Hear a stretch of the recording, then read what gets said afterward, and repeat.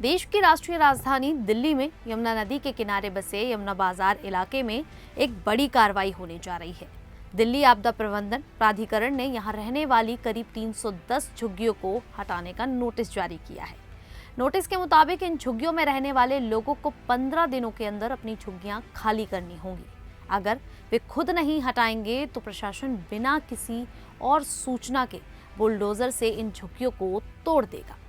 ये कार्रवाई यमुना नदी के बाढ़ वाले इलाके में की जा रही है। DDMA के अनुसार यमुना बाजार का ये पूरा क्षेत्र फ्लड प्लेन यानी कि O जोन में आता है। हर साल बाढ़ आने पर यह इलाका पानी में डूब जाता है। 2023 और 2025 में आई बाढ़ के दौरान यहाँ बड़े नुकसान हुए थे। लोग, जानवर और सामान सब कुछ डूबने का खतरा बना रहता है।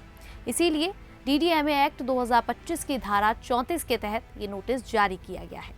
सरकार का कहना है कि यहाँ रहना लोगों की अपनी सुरक्षा के लिए भी बहुत खतरनाक है। यमुना बाजार घाट क्षेत्र में कुल 32 घाट हैं। इन घाटों पर अतिक्रमण करके 310 मकान और झुग्गियां बना ली गई थी।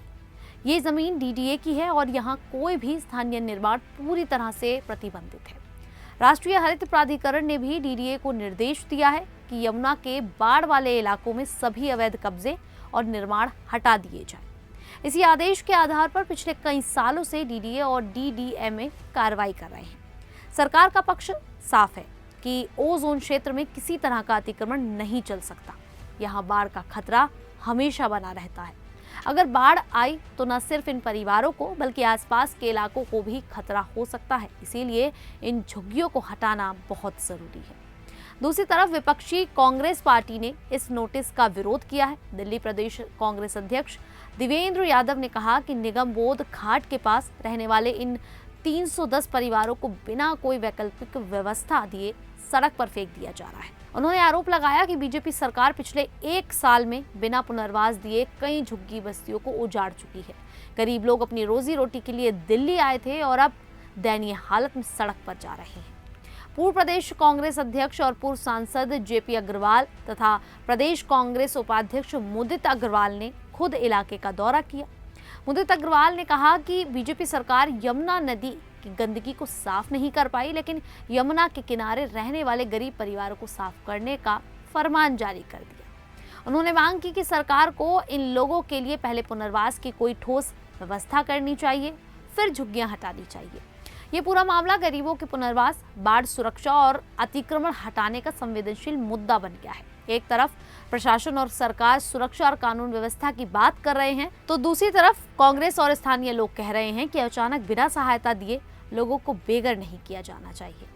यमुना बाजार इलाका पुरानी दिल्ली का हिस्सा है। यहाँ कई परिवार लंबे समय से रह रहे हैं। वे अपनी छोटी मोटी दुकानें, मजदूरी और अन्य काम करके गुजारा करते हैं। अब 15 दिन का समय बहुत कम है। लोग परेशान हैं कि इतने कम समय में वे कहाँ जाएंगे। बच्चों की पढ़ाई, रोजगार सब प्रभावित होगा।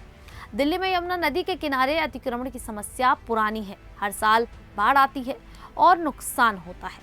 NGT और DDMA बार बार कार्रवाई की बात करते हैं, लेकिन पुनर्वास की व्यवस्था हमेशा विवाद का विषय बन जाती है। इस बार भी यही स्थिति है। कुल मिलाकर DDMA का ये नोटिस यमुना को बाढ़ से बचाने और अवैध निर्माण हटाने की दिशा में एक बड़ा कदम है, लेकिन इससे प्रभावित होने वाले गरीब परिवारों के लिए ये जीवन का बड़ा संकट बन गया है। अब देखना होगा कि सरकार इस मामले में कोई राहत या पुनर्वास का प्लान लाती है या फिर नहीं। खैर, DDMA की इस कार्रवाई को लेकर आप लोगों की क्या राय है, आप हमें कमेंट करके जरूर बताएं। अभी के लिए इतना ही, फिर हाजिर होंगे ऐसी ही देश और दुनिया से जुड़ी बड़ी खबरों के साथ। तब तक के लिए देखते रहिए द न्यूज़ 15 दिल्ली।